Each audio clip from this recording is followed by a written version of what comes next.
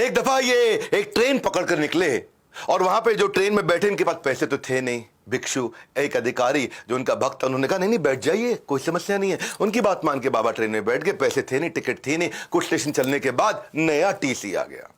वो तो बेचारा चला गया। नया टीसी आया, वो अटक गया। अरे उतरो, बिना टिकट के बैठ गए हो, उतरो यहां से। बिना टिकट के बैठ गए। बोले मेरे को अधिकारी ने कहा। अरे कोई अधिकारी नहीं, बिना टिकट के बैठ गए हो। बाबा जी के लिए उन्होंने ऐसा बोला। बाबा जी उतर गए, जाके नीचे करौली नाम के स्टेशन पे नीम के पेड़ के नीचे बैठ के समाधि में बैठ गए। पर वो ट्रेन नहीं चली आगे।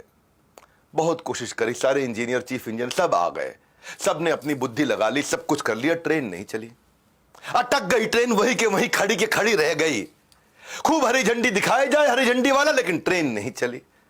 सारे अधिकारी आ गए, सबने जोर लगा लिया। उसके बाद लोगों ने बोला कि आपने उनके प्रति अपराध किया है।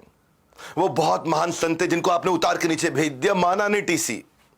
पर जब पब्लिक का प्रेशर बहुत बड़ा, वो टीसी घबरा गया। वो जाकर के उसने फिर पेड़ के नीचे, जो नीम का पेड़ था, करौली स्टेशन पे उनसे माफी मांगी। और जब माफी मांगी, फर्स्ट क्लास कंपार्टमेंट में जैसे ही बिठाया, ट्रेन चल पड़ी। और तब से उनका नाम पड़ गया नीम करौली। आपको पता है आज भी लाखों लोग हर साल कैंची धाम आश्रम में जाकर के कंबल क्यों भेंट करते हैं, क्यों कंबल चढ़ाए जाते हैं? इसके पीछे की कथा सुनिए। नीम करौली बाबा हमेशा कंबल उड़ा रखते थे। एक दिन अचानक वो सबको छोड़ के निकले, बड़े खास उद्देश्य से निकल के। अपने एक बुजुर्ग, एक ऐसे दंपत्ति थे जो उनको बहुत मानते थे। बोले आज रात को आपके घर पर रुकने आए। वो हैरान। बोले जिनको हम भगवान का स्वरूप मानते हैं वो स्वयं हमारे घर पे आ गए सोने के लिए। गरीब थे बहुत, तो जो भी कुछ खाने का संसाधन था उनको दिया, उनको भोजन लग किया, एक तरह से भोग चढ़ाया उनको। और एक चारपाई थी, उस चारपाई पर उनको सुलाया, बाकी दोनों जमीन पर सो गए। उस दिन रात को जैसे जैसे आधी रात बीतने के बाद नीम करौली बाबा कराहने लगे। बहुत आवाज आने लगी जैसे कि उनको बहुत मार रहा हो, बहुत पीट रहा हो। अब वो सोए हुए थे। बुजुर्ग दंपत्ति ने उनको उठाना भी ठीक नहीं समझा और खुद वो सो नहीं पाए, क्योंकि वो करा रहे थे। इतना उनको दर्द हो रहा था, बहुत बहुत बहुत तेज दर्द हो रहा था। हिल रहे थे, कांप रहे थे, वो दर्द उनको देख रहे थे। तो जब वो सुबह उठे, उठते ही नीम करौली बाबा ने धीमे से इस कंबल को आराम से लपेटा। आराम से लपेटने के बाद बुजुर्ग दंपत्ति को दे दिया। बोला इसे गंगा में प्रवाहित कर देना, कंबल खोल के मत देखना। ये बड़े हैरान हो गए दोनों।